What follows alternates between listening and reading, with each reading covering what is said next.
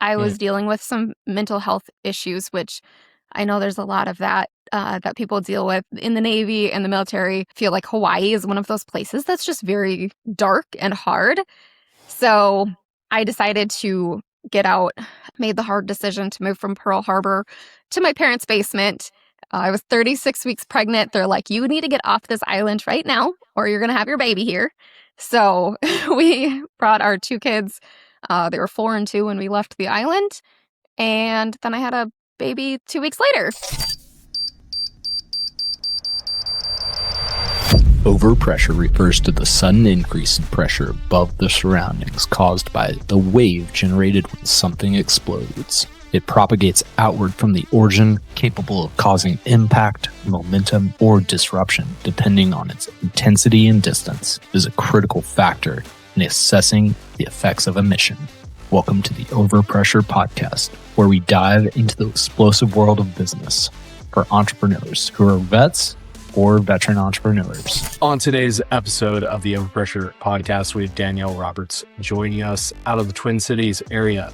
She is the host of the Created for This podcast, and she's helping coach people how to integrate their life, faith, and business. Hope you guys enjoy. And as always, please like, share, subscribe, and do all the things that everybody asks you to do because you love us so much. Welcome to another episode of Overpressure Podcast, everybody. We have Danielle joining us today, and should have a good conversation about how to balance the different sides of one's life, because when you integrate, whether it's family or faith, into a business, it absolutely takes finding some balance or harmony, as our mentor likes to say. So welcome, Danielle. Thank you for having me.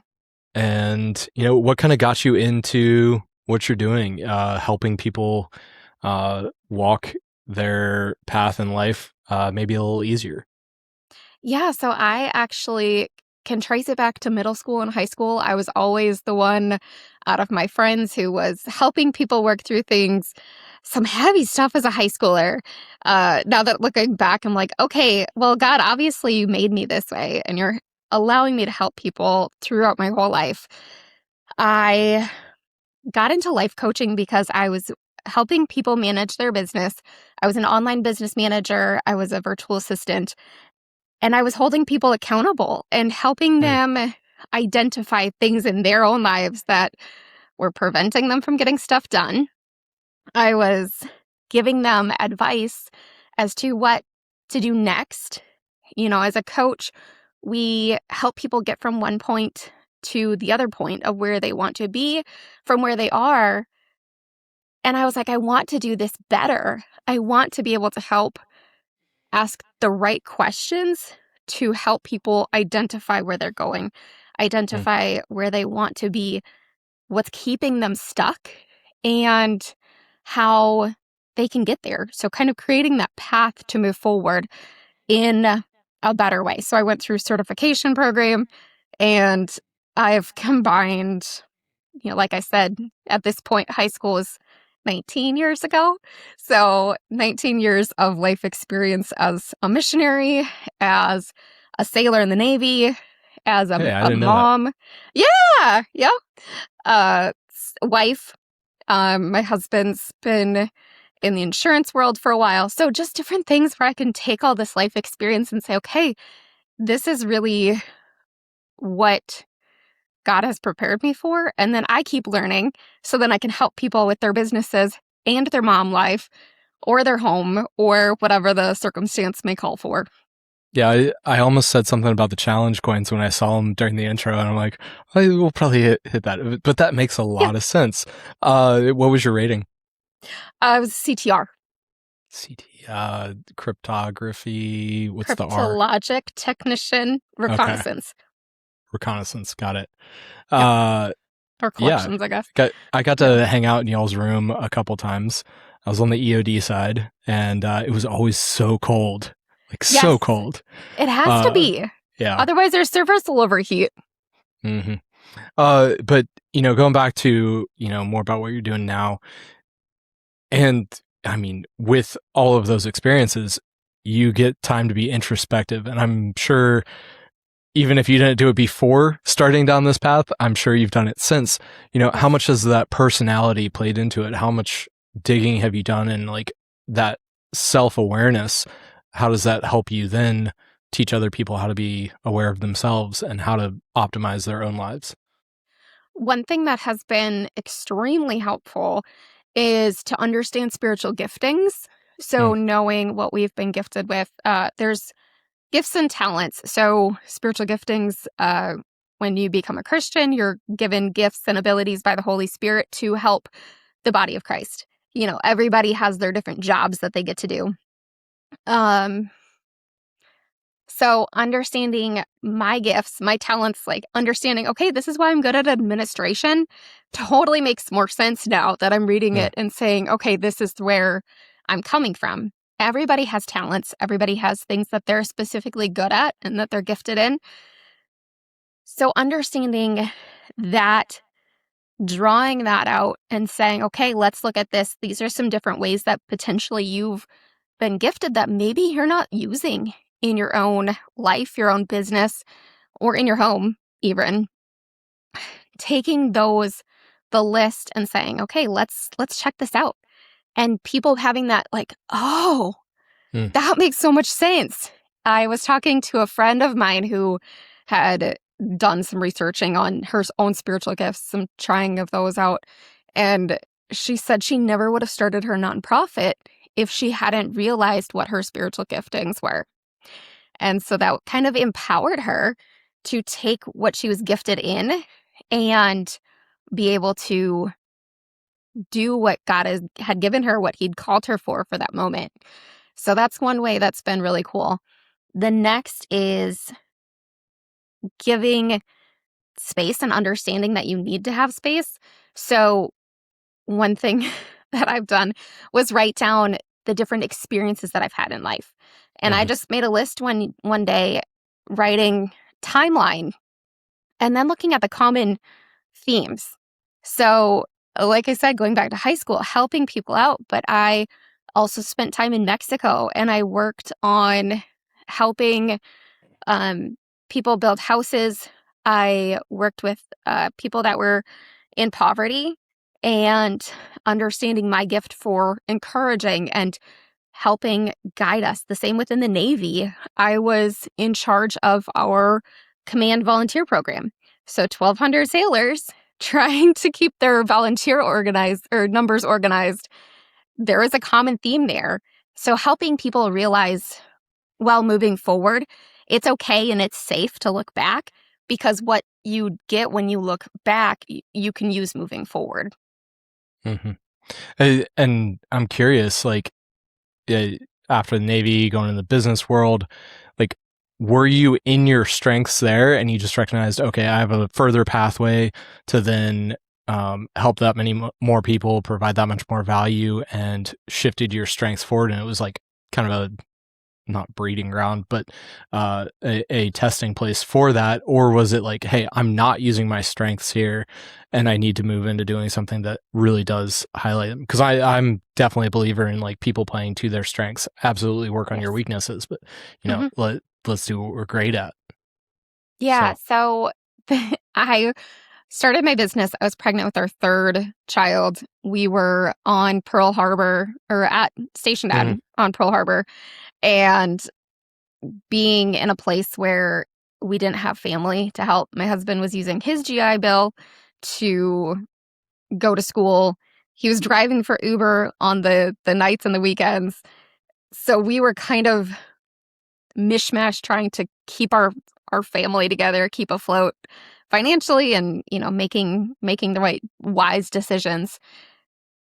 I realized that what I was doing in the Navy wasn't lighting me up anymore. I was dealing with some mental health issues, which I know there's a lot of that that people deal with in the Navy and the military. I feel like Hawaii is one of those places that's just very dark and hard. So I decided to get out, made the hard decision to move from Pearl Harbor to my parents' basement. I was 36 weeks pregnant. They're like, you need to get off this island right now, or you're going to have your baby here. So we brought our 2 kids. They were 4 and 2 when we left the island. And then I had a baby 2 weeks later. Okay.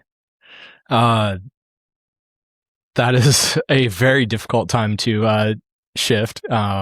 We're actually pregnant with our 4th, or Heather is pregnant with our 4th right now. And we might end up with the same split as you of 3 boys and 1 girl, but we don't know a number 4 yet. So, exciting.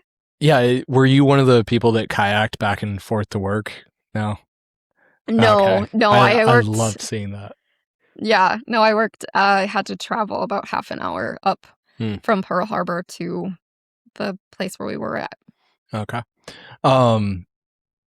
What kind of other skill sets have you been, or systems process have you been able to take from that military experience and apply to what you're doing now? The ability to triage and say what's important, what's a priority right now, what can wait. All of us have different levels of things that we need to triage, whether it's kids screaming, crying, okay, what's going on? Or you look like you've been there before. Yeah, like yesterday. So triaging, I have an email that's come in. They want me to apply for something. There's different levels that we go through. And from that Navy experience, being able to look at what's important, what can wait, or what's maybe later. And those are things that I've grown over the last 10 years as I've been out, but they are still important when we start looking at priorities, time management, inbox management, or other life things that are going on. What do we need to handle right now? What can wait? And maybe what's not even important, like what's something that we can delegate to somebody else. I think that definitely applies to the balance side of it as well, of like, hey, what do I need to handle now? How have you worked in the area of family, business, faith, and how have you made those all play together and, create what you've created? It takes time and it takes intentionality. You're not going to be good at it straight away. When you look to figure out how to make things balance, or like you said, harmony. I prefer that term, or work in tandem. Balance is not 50-50. There's always going to be other things. Shout out to my husband. He has been an amazing support the last 10 years as I've been doing this, 11 years. And figuring out how to make it work for us as a family. The kids would play at my feet. Like I said, I started my business when the kids were 4 and 2, or 1 and 3. And then the younger 2 have been in it from the beginning. So they've sat on the carpet and played with their toys as I've written blog posts, or, in that time I also got 2 different college degrees. So they've grown up with me working, and I think it's a really cool way to set an example for kids, is that work ethic, that we can do both things, but sometimes one thing takes priority over the other, and family comes first. There might be a dinner that's been left on the stove a few too many times as I'm working on getting an email out. But my kids have learned, as I've been coaching over walkie-talkie apps, or they've been in daycare, as periodically as I've been working. So figuring out what works best for the family, or for you, figuring out what lifestyle you want, I think is big, because we can, even if you're single, you can decide, okay, I want a lifestyle that's going to be run around crazy, or you can have one that's slower and decide what are the things that I want to invest in. when we're at that age with our kids. They're 14, 12, 10, and 8 now. And we have sports, we have piano lessons, we have orthodontist appointments. So it takes intentionality for me to get my work done. But it also says, okay, we're going to set boundaries and we're going to set limits on what we can do as a family, because I still have to work. My husband's still working full time. So it's just kind of learning and figuring out how to create that balance, but identifying what kind of lifestyle you want. I will forever preach, do not set yourself up for failure by giving no margin. You need to have space and downtime and rest, because otherwise you're going to burn out. And that was kind of the situation I had gotten myself into, was going too many places, serving too many people at one time, and then getting so where I had to cut back a lot so that I could rehab. And I always talked about productivity, but then I started being like, okay, you need to rest. Like, you have to take downtime. You have to take time to refuel, replenish, and not run 100 miles an hour all the time. Yeah. And I know for me that downtime is when some of the most creative stuff that I come up with happens. And, sure. you mentioned writing blog posts, emails, you have a book that you've put out there, a planner, courses, Yeah. and content production is absolutely a bigger thing than it used to be as far as running a business. Yes. And yes, it's easier in some ways, but now it's more competitive also with all of that content and AI. How do you structure that into your life, into your systems, to make sure that you're creating that content and doing it from an inspired place? Honestly, that rest time. Like you said, it's when you're the most creative, is taking that downtime and really being intentional with the time to rest, and then write what comes out of that, I think is important. Or, create content, however your content is created. The structure that I currently have is to dedicate pockets of time to creation.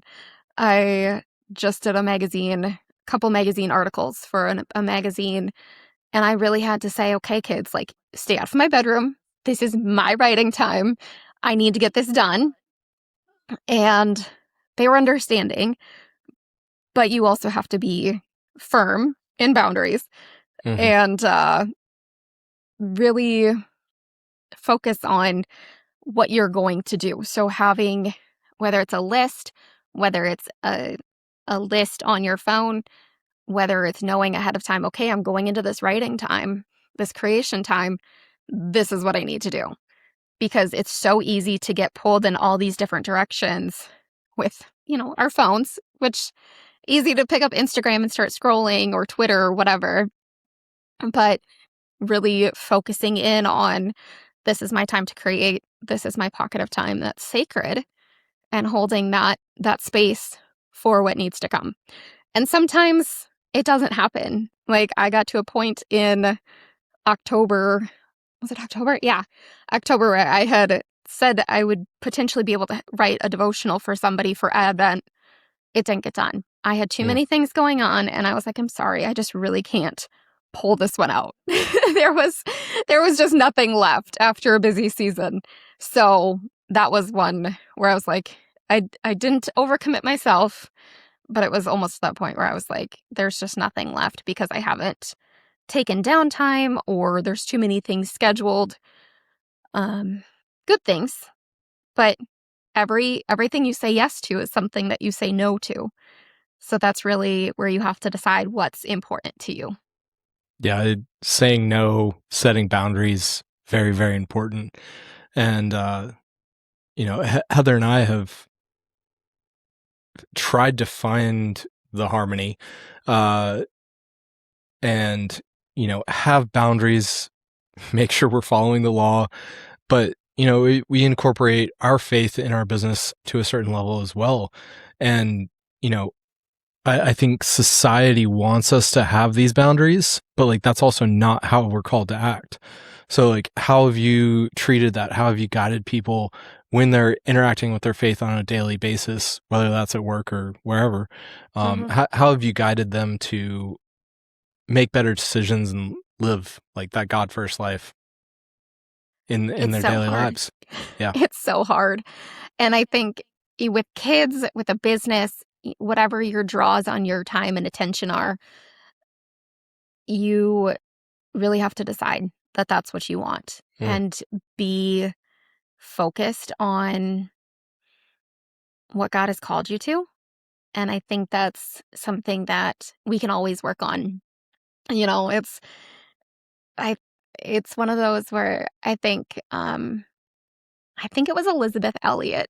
She said the more busy she was, the more time she had to spend on her knees. I could be misquoting that from whoever it was, but okay. it was basically saying like the busier you are, the more time you have to spend in prayer. And I Hmm. think that's really where we can take our daily schedule to the Lord and say, "Okay, what's important? Where do you want me to show up today? What does my schedule look like?" And then living that out and making that conscious decision. You know, Hmm. we can say in verbal lip service, which is so prevalent, but actually to live that out, say, okay, this is the time that I'm setting apart for Bible reading, for prayer. You know, one of the easiest things that I do is praying during my car rides. When I'm driving the Hmm. kids around a lot, I can pray and just have that time.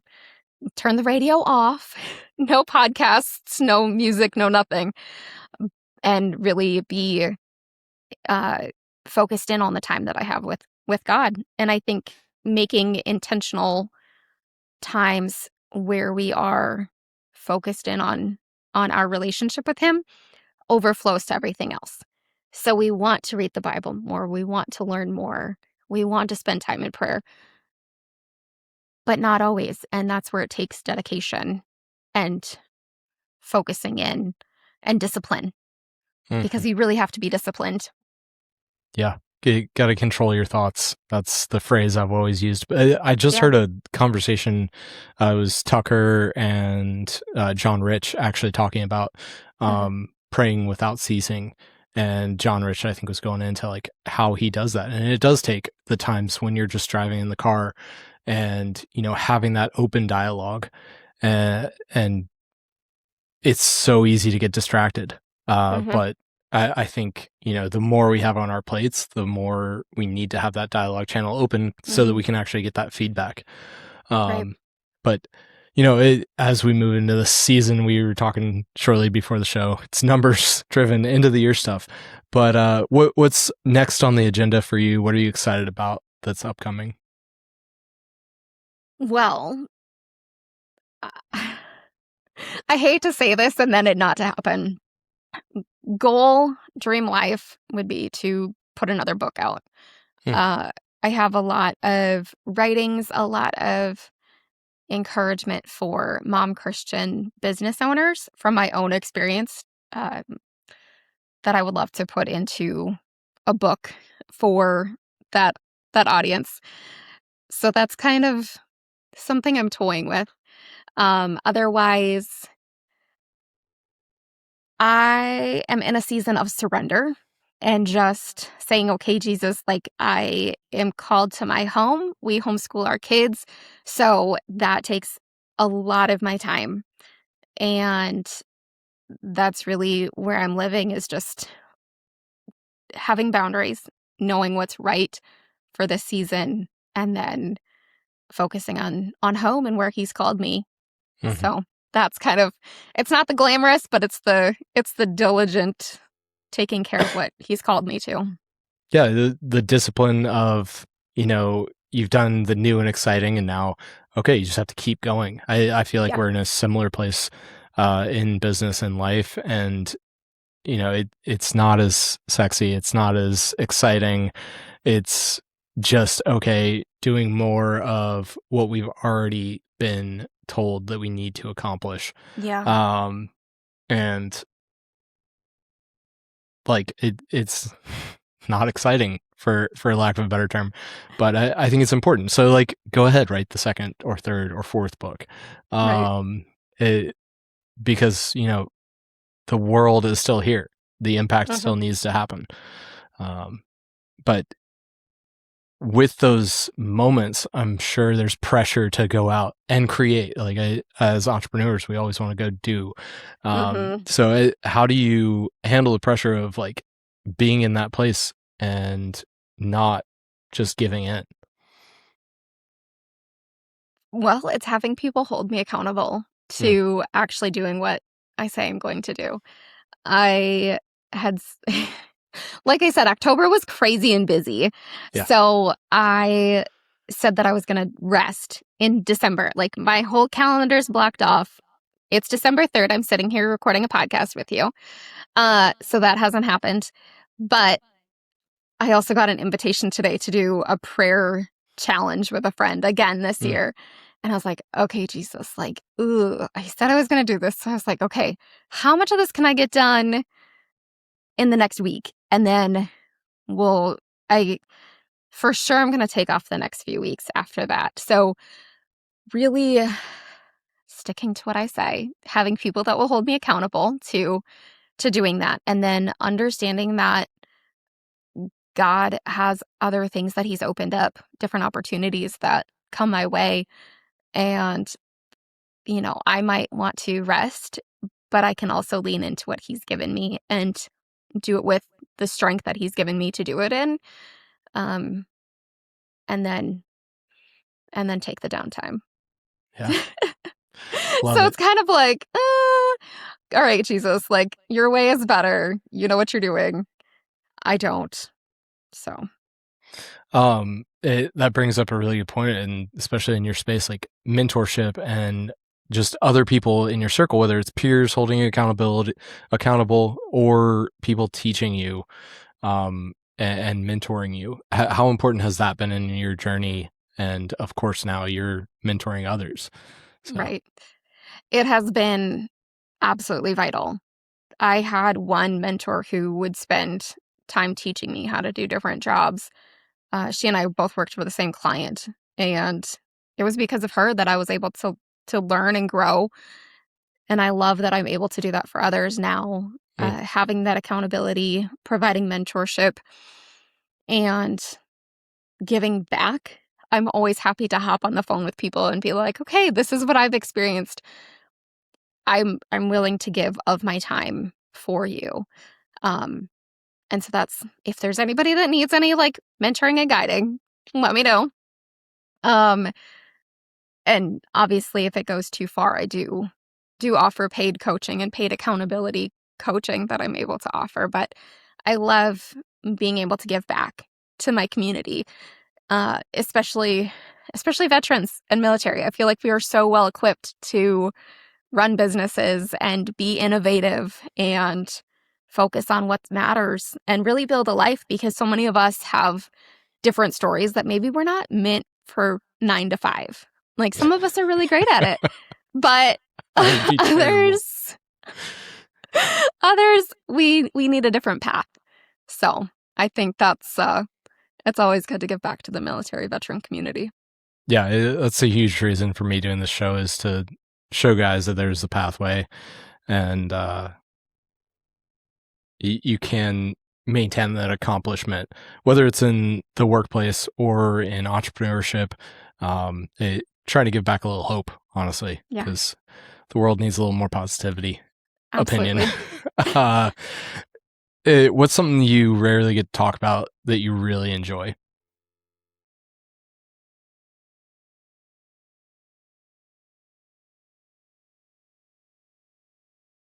I really love running. Hmm, Like I I talk about it some, but I'm right now working on running through all 50 states okay. with my sister who's a military spouse. So like, we keep joking that her husband needs to get stationed somewhere else so that we can get the states around where we've been. Like we were Nice. just in Nashville this summer. Cool. So they're down in Kentucky. And I'm at 16 states right now. So Okay. trying to get all those done. But I love the mental challenge of, I hate training. So that's you talk about digging in and really being disciplined.